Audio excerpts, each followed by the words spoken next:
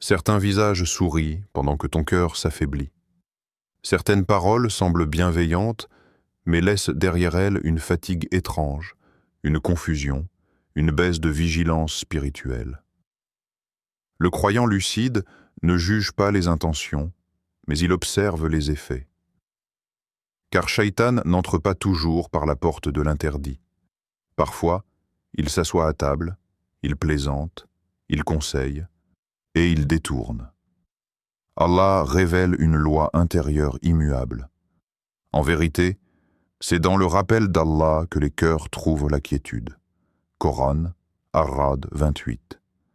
Tout ce qui t'éloigne du dhikr, même sous couvert d'affection, mérite d'être interrogé. Tout ce qui affaiblit ta conscience d'Allah n'est pas neutre. Le prophète, que la paix et le salut d'Allah soient sur lui, a tranché avec une clarté qui traverse les siècles. Le fort n'est pas celui qui terrasse les gens, mais celui qui se maîtrise lorsqu'il est en colère.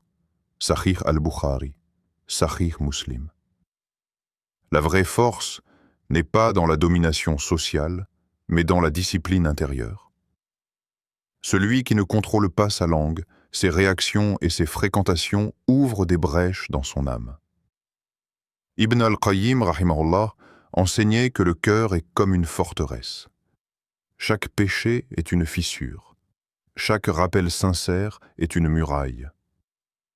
Al-Ghazali, rahimahullah, rappelait que le nafs se nourrit de justification avant de se nourrir de désobéissance.